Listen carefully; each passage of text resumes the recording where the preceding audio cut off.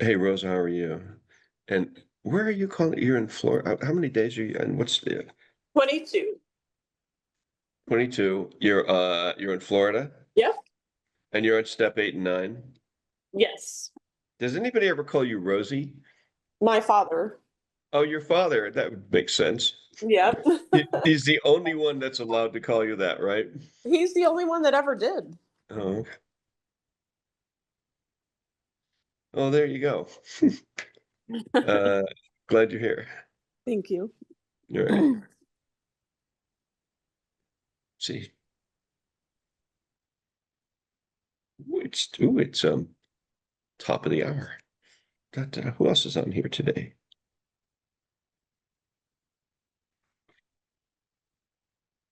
Yeah, you notice the breakout rooms that I created for today? Has anybody had a look at their names? I think you'll find them amusing. I was in a creative mode. Not my big fucking drama room. Yeah. Oh no. I won't say who should be in charge. Maybe it would be me. I don't know. Yeah, we have the sober up room, my big fucking drama room, and oh God, no, please, not the steps. Well, I thought, my big fucking drama room would be appropriate for this meeting this week. LL, let him in. See, Rebecca likes that. I knew she would. Rebecca, I'm going to make you a co-host. Sam, did I make you a co-host?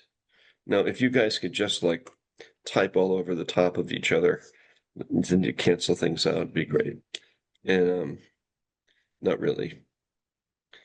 And LL, how are you?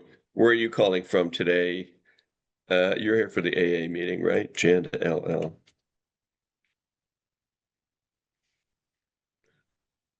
If you could come in and talk to me for a second. And Sarah, if you can look, yeah, you guys. Just LL. I don't know if LL's a bomber or not. But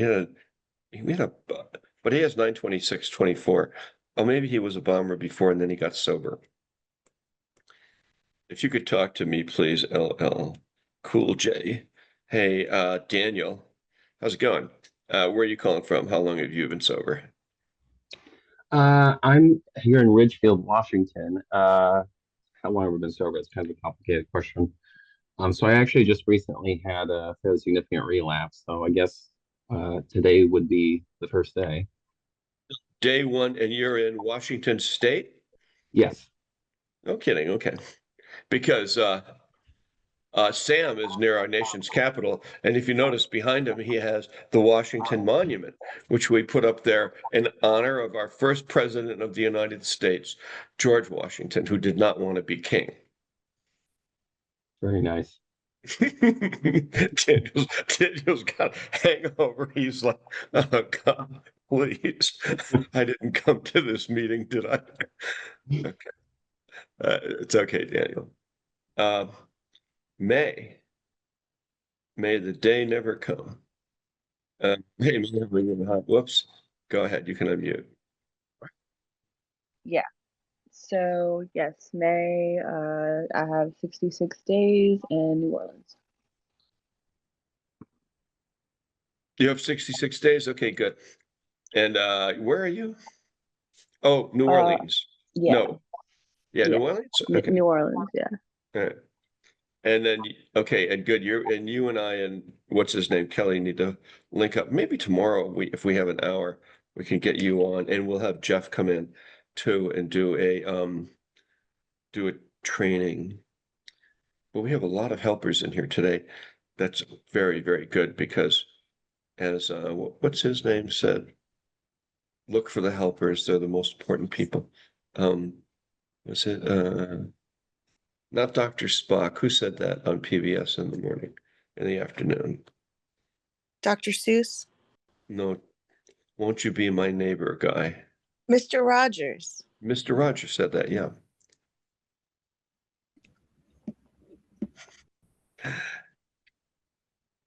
It must be in one of those moods, right? Okay. Uh, Sheila, Richards. Okay, so let's get started in this thing. If you could put up everything to read, please, Lisa, and then Sam, where are you at? He was here. There he is. Hey, Sam, you want to read today? Is your internet working? Yeah, I got it. Okay, so Sam is going to introduce the meeting to you, everybody. And I'm um I'm not going to turn your cameras on yet because we've had some bombers in earlier. And then Sarah, or if you could send a polite message and request to everybody who just got here. Let's find out where they're from. And okay, can you do that, Sarah, or not? Yes. Okay, cool. Okay, Sam, over to you. Thanks, Jan. Hello, everyone. Sam, Grateful Alcoholic here. Welcome to Newcomers Slipper Step Workshop. If you are new to AA or coming back, this is the meeting for you. This group is exactly what the name says, a workshop. We read 6 AA books, work the steps, sponsor you, and give reading and writing assignments. We will teach you an AA program. We move right along here and people get well here. Newcomer Slipper Step Workshop is a step workshop. Unlike most AA meetings, it is not a speaker's meeting, nor a discussion meeting. It is more like an AA class, AA 101, AA University. You want to have the attitude of learning and do the assigned reading and writing on the steps. We will take you through the steps in AA books in short order. If you're looking for guidance and direction in an AA program, this meeting is for you. Newcomer Slipper Step Workshop on Zoom is a very unique meeting since we use the same principles AA used between 1932 and 1939. Everybody works in the group and moves through the 12 steps to live our lives free from alcohol and learn a new way of living. We are glad you could make it. Newcomers packet for those new to AA has been added to the chat. It has pamphlets and information about Alcoholics Anonymous. Security for Newcomers Slipper Step Workshop on Zoom. We have cameras and chat turned off. We can chat only with co-host and the host. We do all the above for safety reasons. Zoom bombers try to get in, and these steps eliminate them. We don't allow group sharing and chat or exchange of phone numbers. This is an AA step class. Since everyone is new here, we want to protect you. Meeting confirmation. Our email for meeting confirmation is stepworkshop1@gmail.com. This is good for class, work, probation, court, etc. It will be added in the chat. Announcements. 7th tradition. Contributions can be made in Venmo. It is directed to @Jann Scott, and if you prefer Cash App, it is JackFox111999. If you prefer PayPal, which is good for international, you can send it to JannScottLive@gmail.com, the number 720-646-6131. This is also included in the chat. All contributions go to pay for Zoom, Boulder 1AA, Boulder County AA, OIOAA Intergroup, and Father Terry's work. We offer free books to those in need. We spend about $350 a month every month. Suggested donations are $1 to $2 per meeting, or monthly donations contribute to the price of a 12-pack of Bud, which is $18.99. This group meets daily with the following formats. On Monday, we read from 12 by 12, which is the step study. Tuesday, we read from the Big Book. Wednesday, we read from As Bill Sees It, which is considered Sunglass Wednesday. Thursday, we read from Came to Believe, Dog Thursday. Friday is considered Cat Friday, Jan's favorite.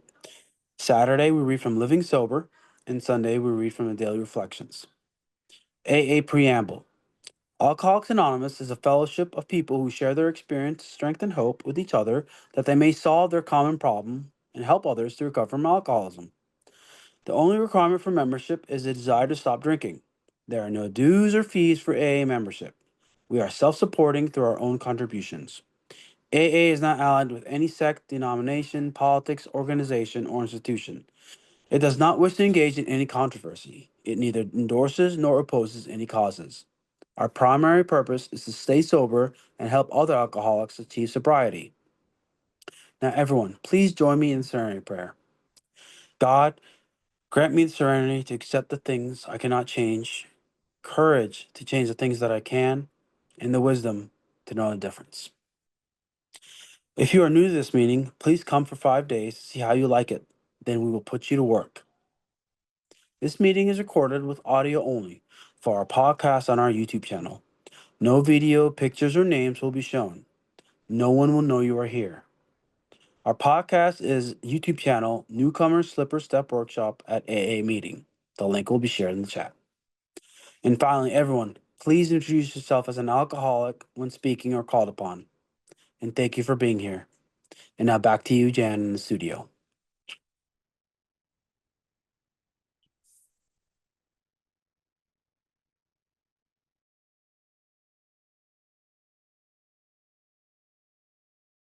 Jann, you're muted. I apologize. I think my internet is having a hard time today. It just went down. I'm sorry. Yeah, my internet's been in and out all week. Okay, so if I kick it out, you'll have to take over, Sam, if it throws me out of the meeting. Are we still there? Are we still happening? We're happening. Okay, Well, okay, happening. okay. Zoom, the guy that came in as Zoom moderator is a bomber. He just sent me this long, insulting message. I was like, "You're kidding." Hey, Jolene and Callie, hi. Are you here for the AA meeting, and where are you calling from? Oh, you're I calling from am, and from California. How long are you sober now? 3 days. 3 days. Okay. Welcome aboard. Glad you're here. Okay, so let's see. Are we good? Everybody can have a look at we have some new titles for the meetings that. Hey, do you guys ever get new phones? Like, people ever send them to you? Like companies? So this week I got 4 new free phones and free services, and now they're all going off. You're going to ask me what? And that's exactly what I'm saying. Every time, like, yeah, okay. It's probably somebody tracking me, an X or something. All right. So let's see, who do we have in here for how many days? So day 1, 128 days, 239, 46 years. Oh, that's me. Rebecca, Rosa, Daniel 1 day, and Jolene 3 days. So let's do this. Hey, Jeff, are you there? Here he is. Jeff, how's it going? I'm not on the screen, but I'm here. Oh, good. Oh, okay, Jeff there you are. Alcoholic, South Florida, yes. You can be on the screen now, and I'm Okay, gotcha. going to turn on everybody's Okay. camera, start video. So Jeff, we have 3 people. We're going to send you straight away to the sober up room, okay? Okay, So, and then I want to ask, so let's send Jeff to the sober up room, and then Jolene, you have 3 days. We're going to send you down to the sober up room with Jeff. He's going to explain how this meeting works. And then let's see who else. Daniel, we're going to send you to the sober up room with Jeff. He's going to explain to you how this meeting works, okay? And Sheila in Rochester, we're going to send you over to the sober up room, okay? How about that? So, okay, Sheila. So you just have to accept. There you go. Okay, did she go? Everybody's gone. Everybody's down there. Excellent, excellent, excellent. And Sarah, let's send Sarah. Sarah, we're going to send you to the sober up room too, okay? Sounds good.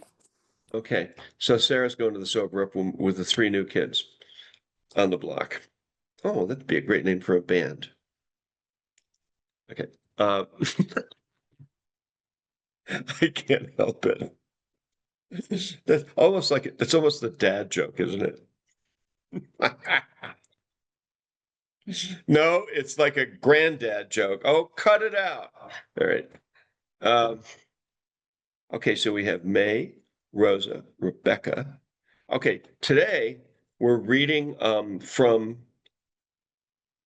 living sober, right?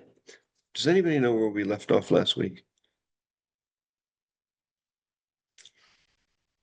In living sober.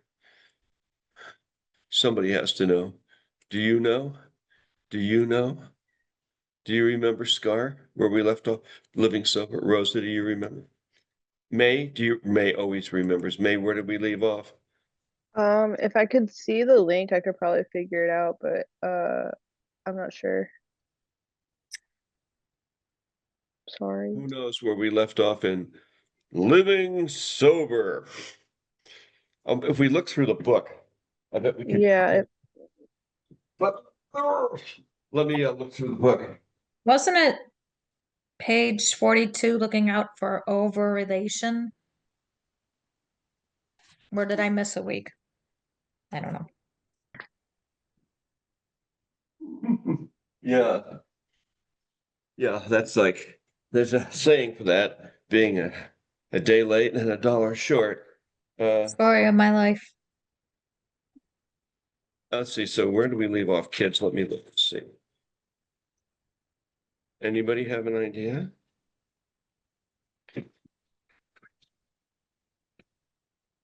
My idea was page 42, but like I said, I think I might have missed a week.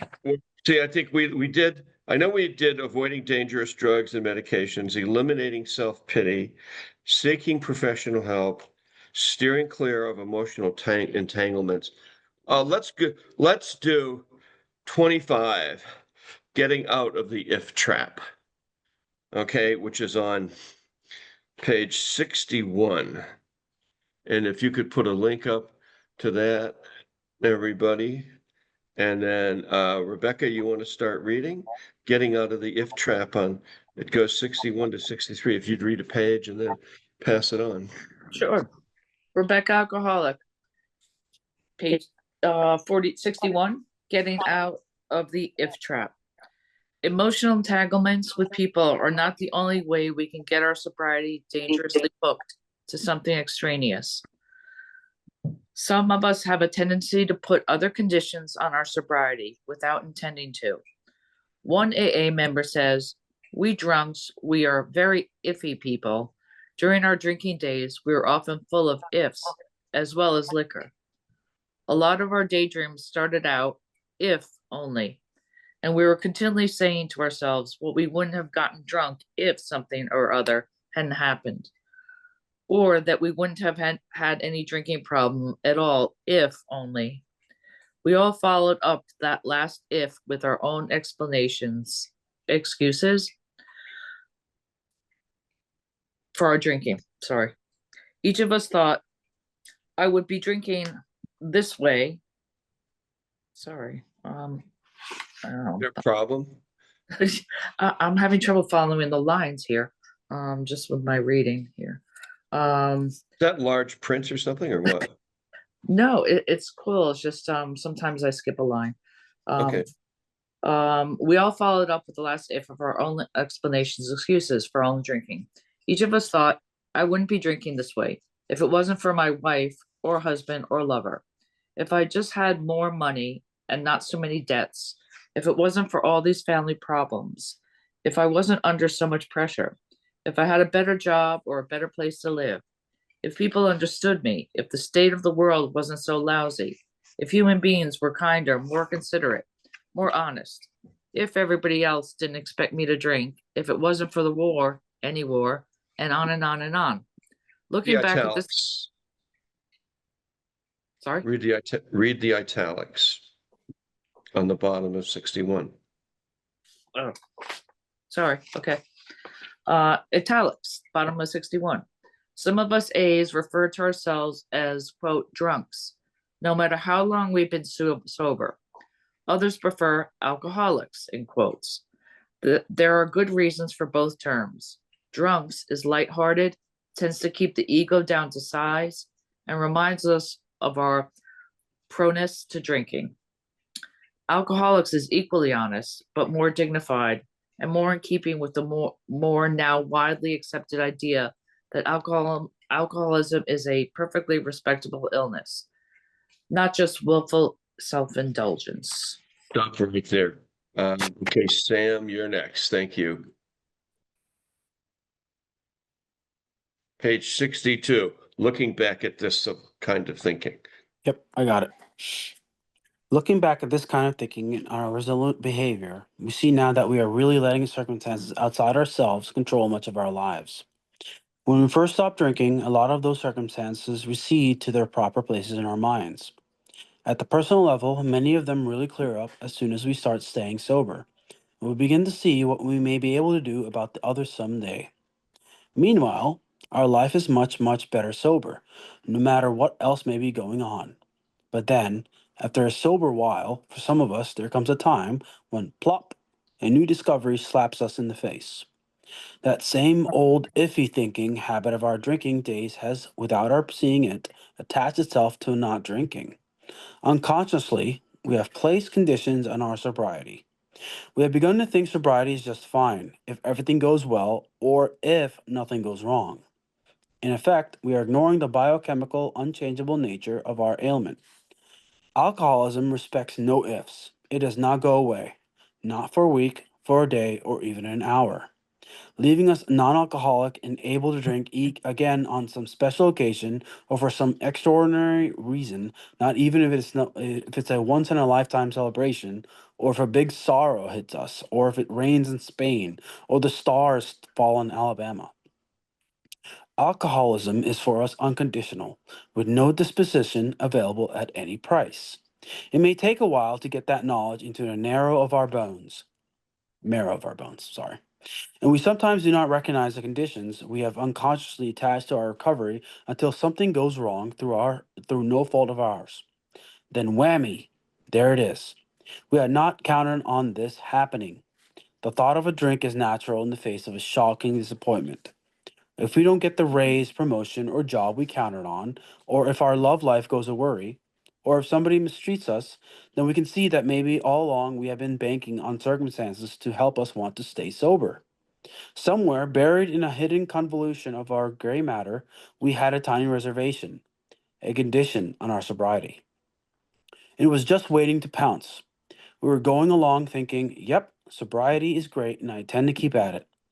We didn't even hear the whispered reservation. That is, if everything goes my way. Those ifs we cannot afford. We have to stay sober, no matter how life treats us, no matter whether non alcoholics appreciate our sobriety or not.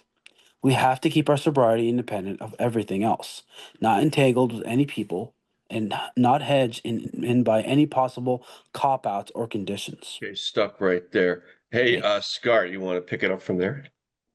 Sure. Scar alcoholic, page 63.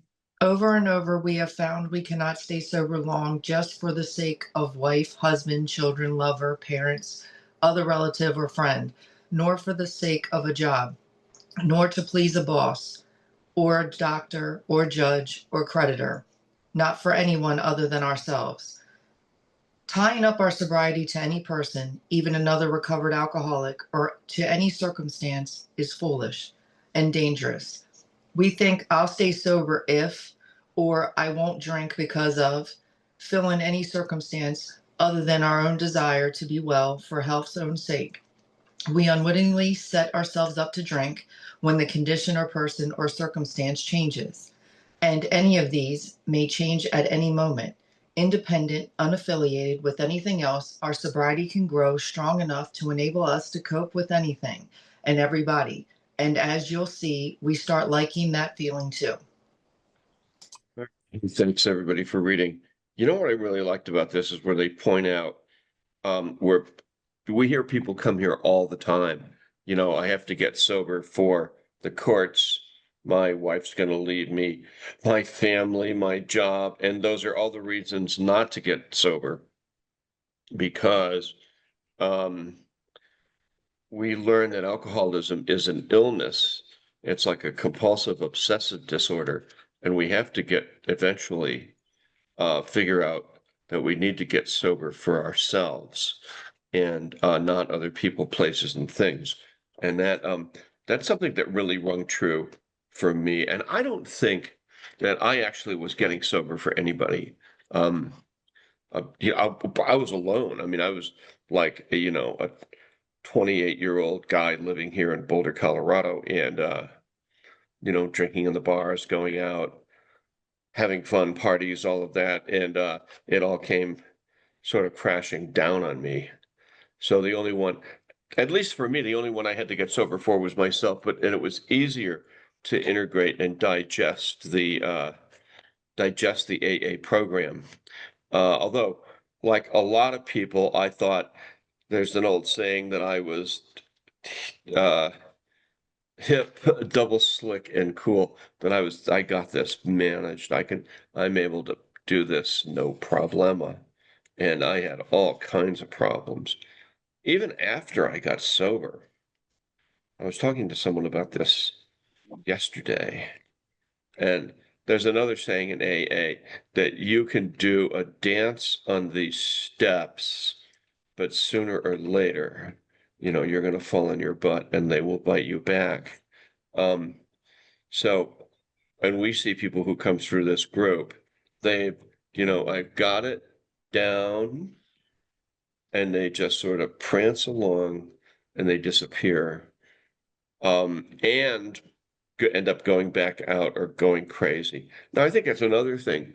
If you come to this meeting, this group, you make your way through the 12 steps, and then for whatever reason, you find another group. Like there's a woman down in Florida who has a pretty busy life, married, has a big time job, and she came here for a year, and then she found a group in her city that she liked, and she said, well, I'm just going to go to this group, and she goes there a couple days a week.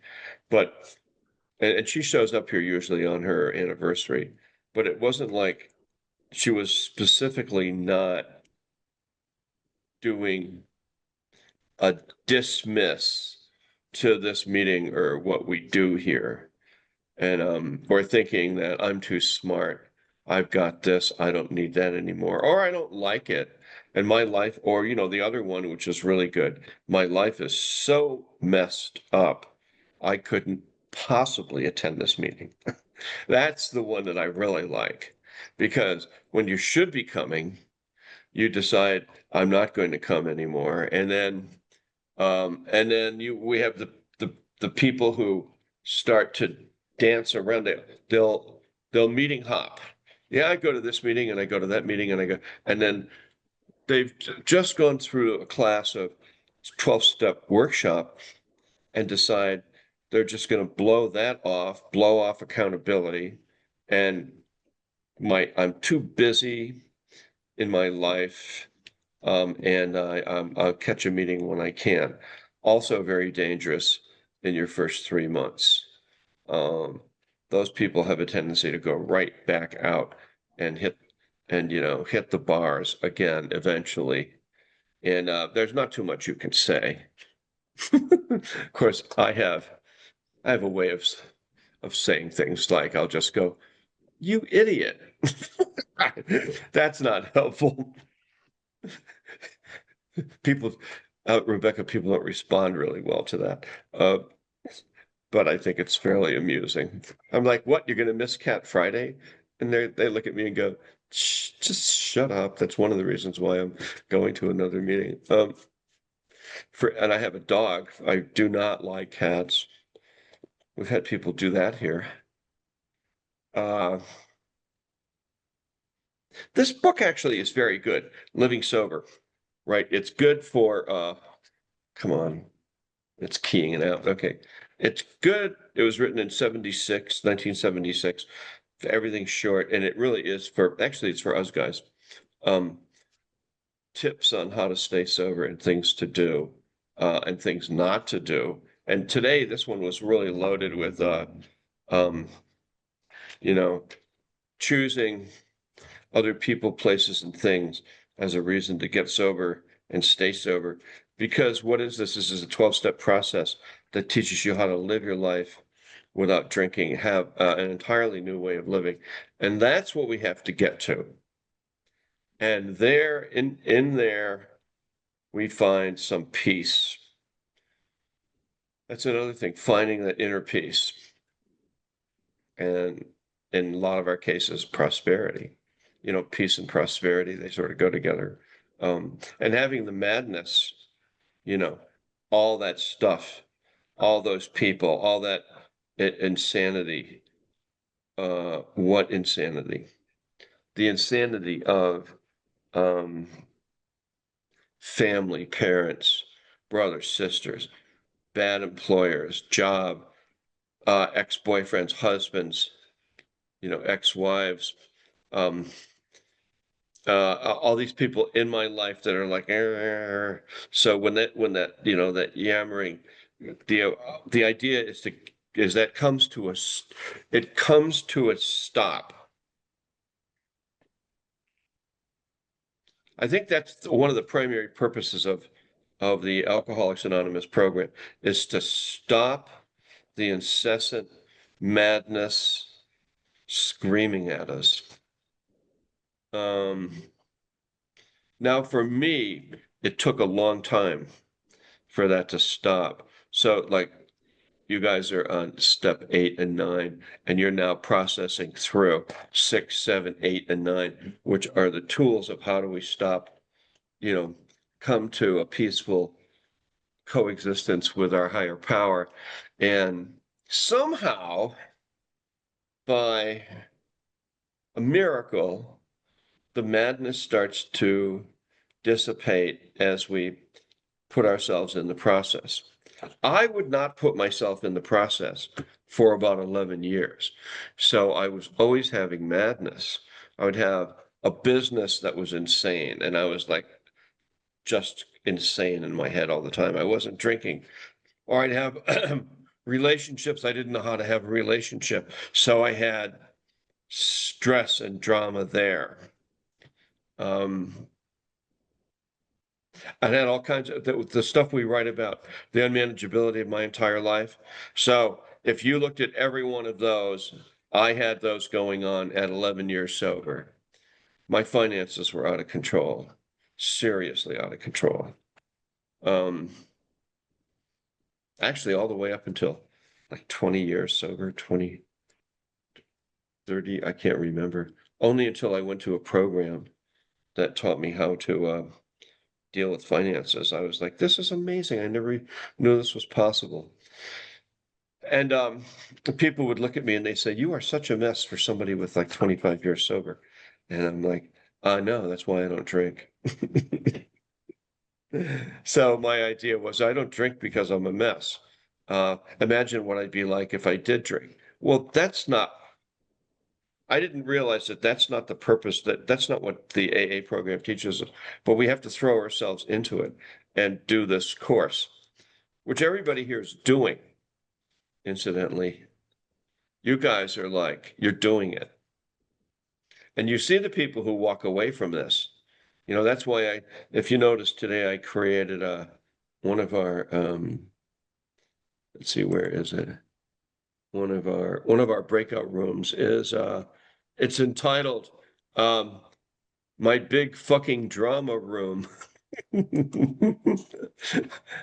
I put that up because I thought it was funny, right? So look at Scars laughing. Oh, yeah, who wants to go to my big fucking drama room? Who wants to lead that? Who's the queen of dramas? Raise your hand.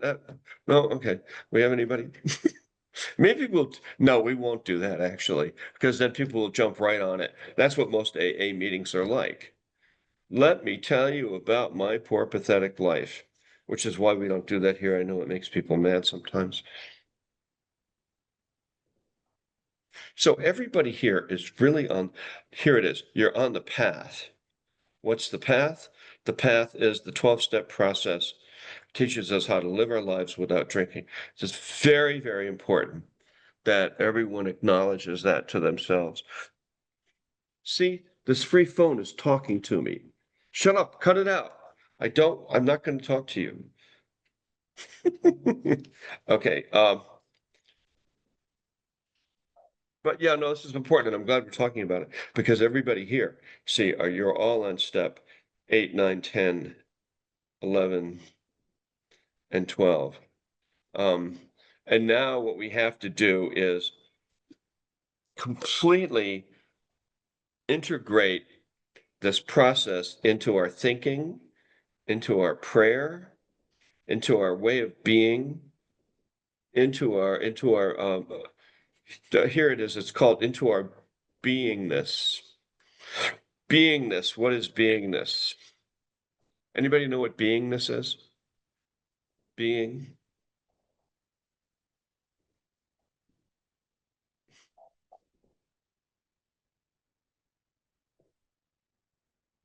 Somebody's a smart guy here, they know what it is.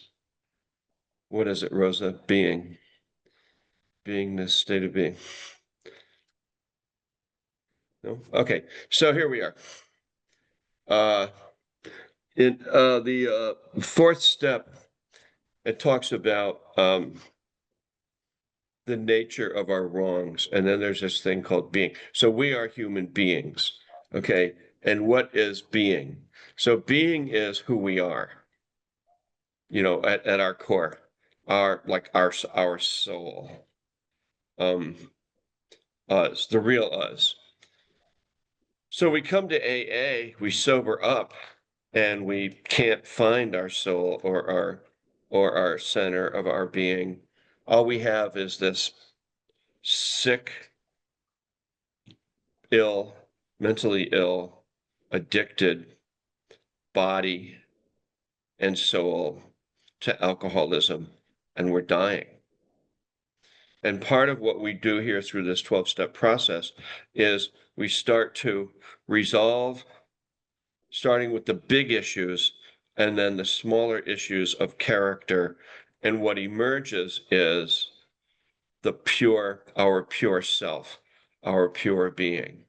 And that's where peace and happiness comes from. And that's the place that I'm at right now. I mean, I joke around a lot, but that's only because I'm like happy to be free, alive, and not overtaken by, madness and outside forces of whatever, confusion, evil, all the things that are there. I try to have it in my life. What I've done in my life is I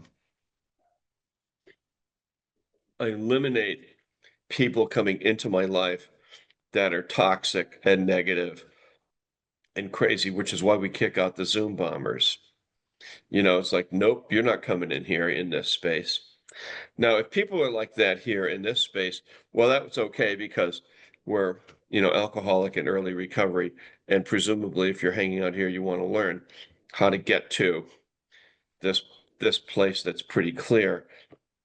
And what everyone has to acknowledge here is that you are all working very, very hard and you are on that path. There's no two ways about it. You can go to any meeting in the country, look at it and look at yourself and know that you are on the path, you're doing it. A lot of times that's why we eliminate a lot of bullshit in this meeting, because you can go to meetings and people will talk and there'll be a lot of bullshit going on and say, oh yeah, that's AA. It's what?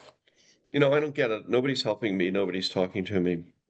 So part of what we're doing here is clearing up all the mess around our soul or around our being. You might look up that word in the dictionary. That would be a little assignment for everybody. Look up the word being. What is being and soul? And so Bill and Dr. Bob, with the help of Carl Jung and Aldous Huxley, who wrote The Island, and what the hell else did he write? What did Huxley write? Anybody remember? You have to shout it out. Oh, here, I'll let you unmute. Oh God, this is so much fun. There's one really important book that he wrote that Bill was really turned on by. What books? If anybody, you can unmute. Incidentally, what books did Huxley write? Brave New World. Brave New World. That's it. That's right. What else did he? He wrote The Island. I'm cheating, by the way. The Doors of Perception, Island. There you go. The doors of perception. That's where Jim Morrison came up with the name for the doors, but then he ruined his life with drugs. So Bill Wilson in AA was heavily influenced by Huxley and also by the great Vienna psychiatrist Carl Jung. So they were really onto something here. Yeah, thank you, Lisa. So what I we're cheated. doing, what?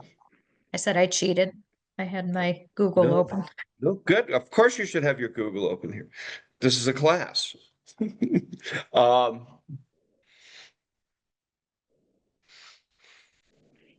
So everybody here in this meeting and everybody here today, we're all operating at a pretty high level.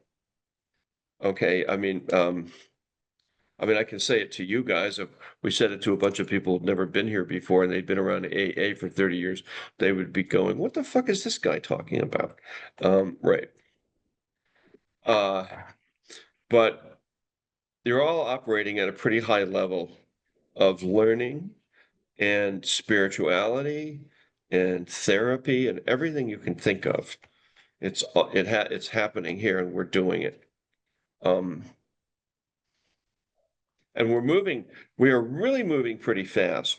Sometimes I'll say this, we move at this high-speed train. You may not see it, but we are.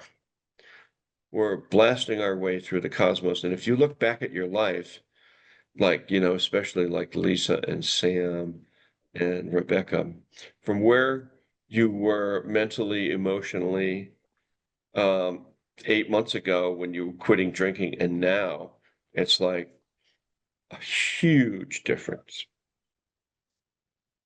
So what am I talking about?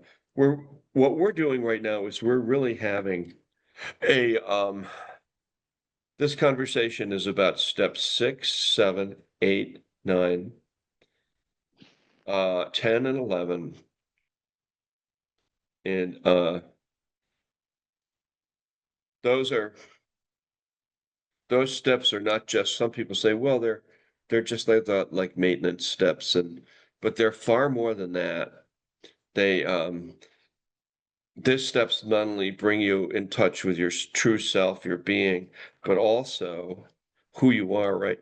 But also higher power, and also a new way to live, a way to live that works in this world.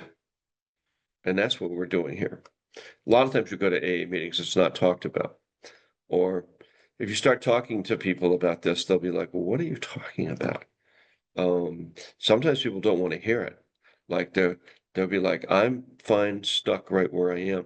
But the question is, just how miserable is your life? And then is there a way to get past the misery? And there is. Now, what I had to do, not only people that I have in close contact with me,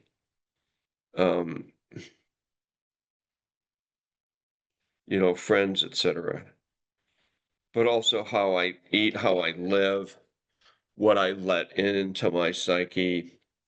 I try not to have a lot of friends, a lot of people who I talk to that yammer at me. Oh, this is bad, the government, this, that, this. I'm like, nope. If I let that in, it starts to destroy me. So like take Sam. Sam's like the true warrior.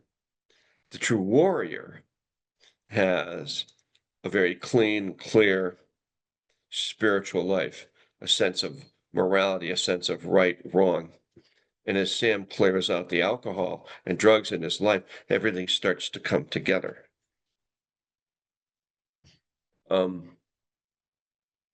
Christians oftentimes they'll talk about being sort of a Christian warrior. I hope not the type where they all went and fought with all the Muslims. That was a big mistake, but they'll talk about that. Here we don't really have a warrior class in AA. what do? We carry the message to the alcoholic who still suffers, knowing that the axiom, you can't keep it unless you give it away. That's an AA axiom in the 12th step. You have to give it away in order to keep it. You can't come in here and say, I got mine, and you know what? I have to go. That's like, you just fall right on your face when people do that. So that's why we have some focus on the 11th step, or the 12th step rather. Then we have a relationship with a higher power, God. It starts to become clearer and clearer to us until God reveals himself to us and we see, oh my God, there is a God. I have this God operating in my life. He's right there. That's what Bill talks about that in his story. If there is a God, would you reveal yourself to me? Because he was in such pain, he knew that he needed a supernatural healing, something from the fourth dimension to help him. And then when he found it, he thought, oh, then he found everything else. He found what we're talking about here, this new way of living we actually are living in a different realm. We're not living in the realm of hate and screw you and the world just sucks and you can't trust anybody and life sucks and everything sucks. We're moving out of that realm into one of peaceful coexistence. So I had to change everything. I had to get rid of businesses, stop having relationships with people that were toxic. One of my friends who recently died, I mean, he liked to kill ducks and geese. I'm like, and he'd say, come on, you want to go geese hunting with me? I'm like, no, don't want to fucking go kill geese. You know, I take pictures of them. You know, I'm really not interested in killing them. He's like, well, and my son's into guns and he brings over a bunch of guns. Here we have these. I was like, no, I don't need those in my house. I don't want them. I do not really want to be around the gun culture. I mean, I know the gun culture, all of that, not for me.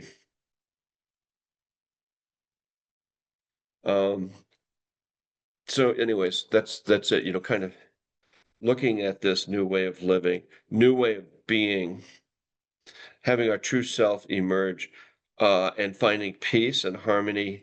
So that's and it is possible. Sometimes you'll go to AA meetings and people say, well, I got a lot of things going on in my life and things are kind of messed up and I'm sick here and I have this illness and I have that going on over here and we can eliminate that stuff. There is a way for us to have these big problems removed. They just remove themselves from our life. It's a miracle. All right. So I want to ask Rebecca, you've kind of had some of that going on, right? You're getting into your pure state of being, huh? Yeah, I was just thinking about that, Rebecca Alcoholic. When I first started in this program, I was kind of on the pink cloud and what I've noticed through the progression of this meeting and going through finding my God, is that there's a calmness. There's just a calmness in me. And I enjoy it. I enjoy my life. It's not roses all the time. But as long as I stay, as basically as long as, it talks about condition of sobriety in living, what we just read. As long as I stay in spiritual condition, kind of, that's where I am. Perfect, Sam.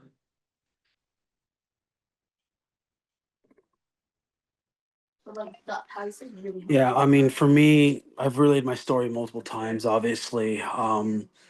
Yeah, coming to this meeting and finding this step workshop, to be specific, has been really a godsend for me. I relish the idea of having to go to in-person meetings where people are just talking about their days, talking about their issues, etc. But with this meeting, having that vigor, that motto of following the steps, of having a program in place where it's rigorous, it's step by step, it's expected that I'm to be here every day, has really helped me not just build a routine but establish my sobriety. And then obviously overlay that I have my relationship with God and my higher power that has really led me on a path of not just recovery but of self accountability, right? How's That your I'm able. how's your soul and your spent your center of your being? That's what I'm trying to get to. My soul feels nourished, Good. truly. My soul feels like it's getting what it needs to not just stay sober, but be at peace, right? Yeah. I feel centered.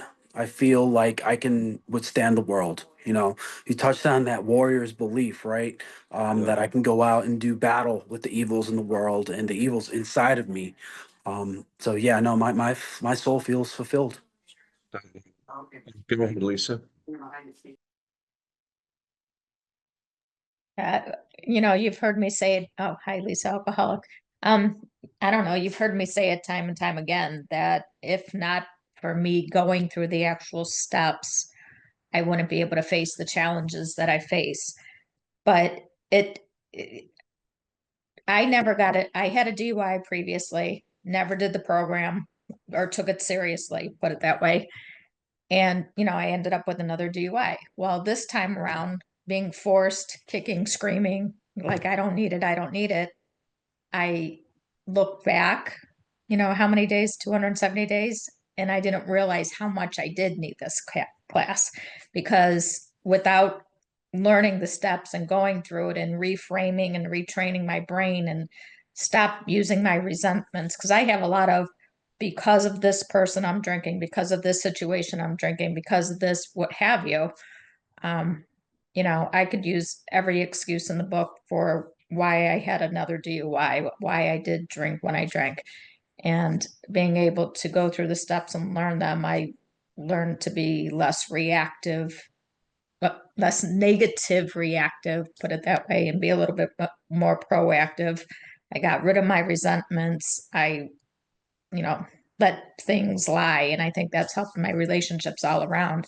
But it also, I was never a very spiritual person. I believed in a higher power, but I didn't realize that, you know, my higher power has done a lot for me. That I am taking this seriously, and it's because my higher power probably kicked me right in the butt and said, "You better take this seriously." And then I looked back and realized he was probably with me all, he, she, whomever my higher Yeah. power is, was with me all along. And, you know, saved my son's life, helped my dad, this, and I just wasn't appreciating it as much as I should have. So, I don't know. This class has taught me a lot and makes me calmer. Yeah, that's good. I know it does.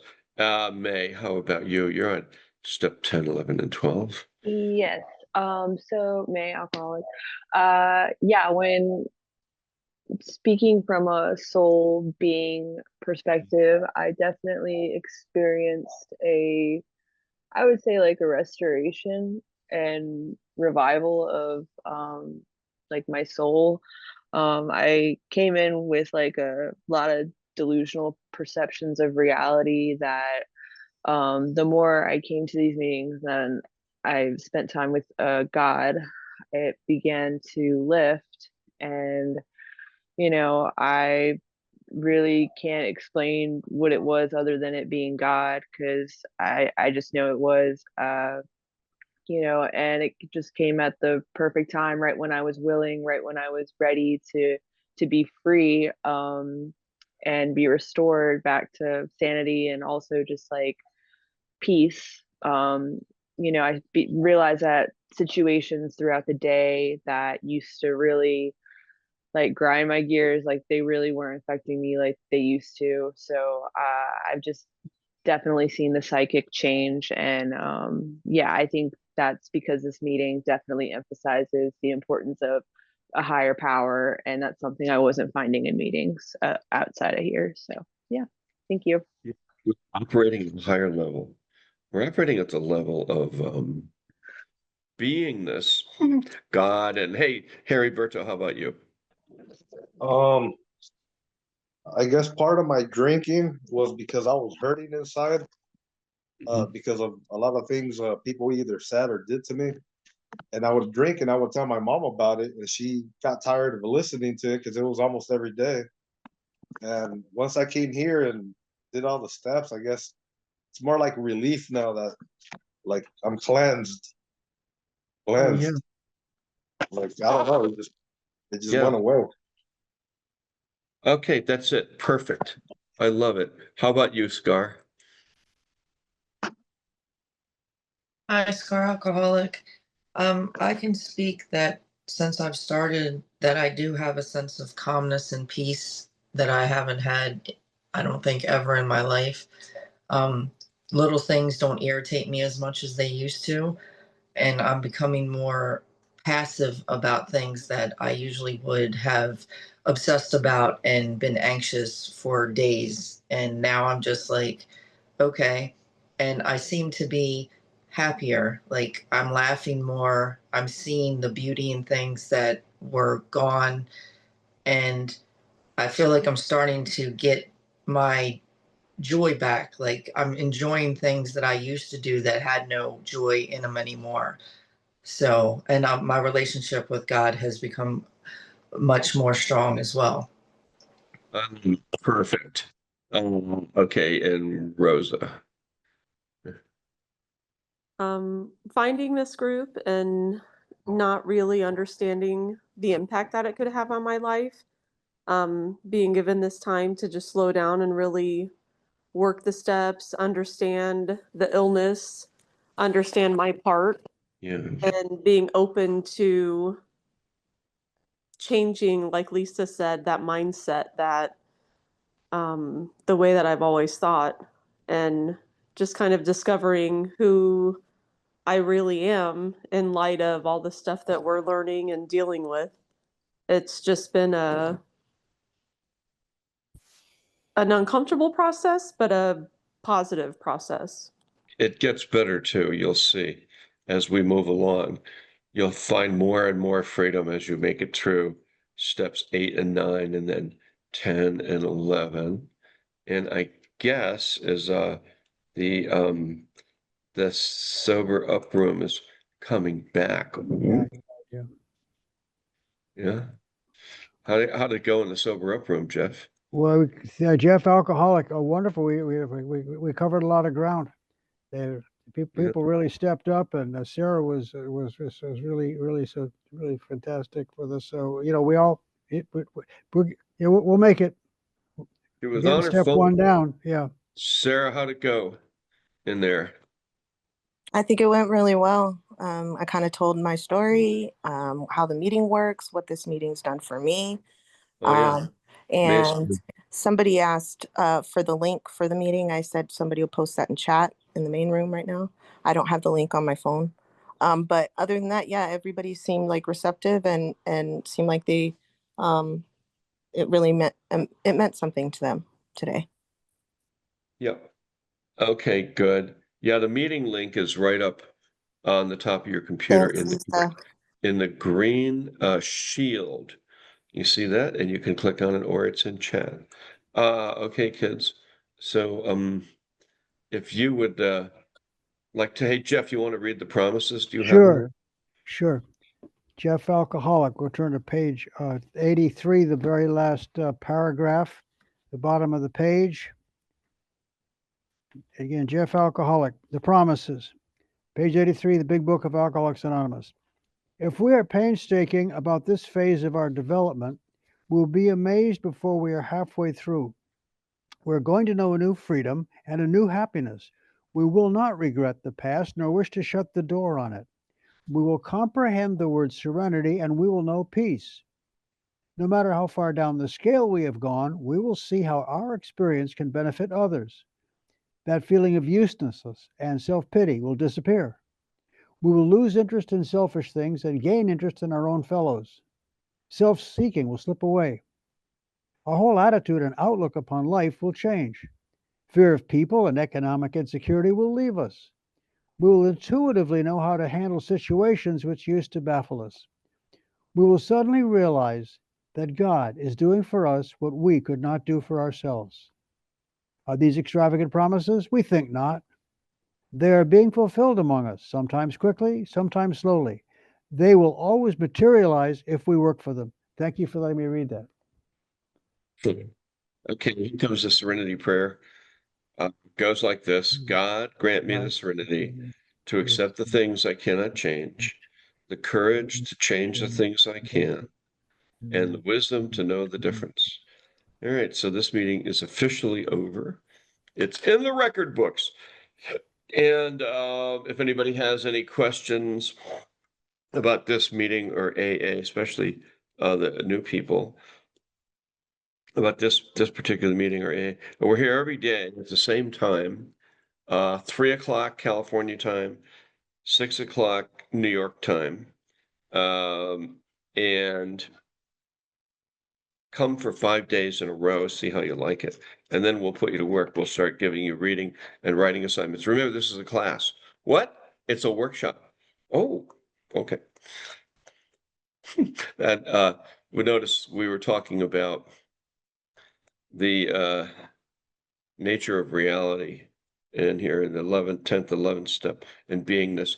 And Rosa's dog really caught the vibe. Her dogs are like, this is so groovy, man. Right? Look at them. They're like perfectly happy. When are we going for a walk? Are you ready to eat? What's going on in that meeting? Okay.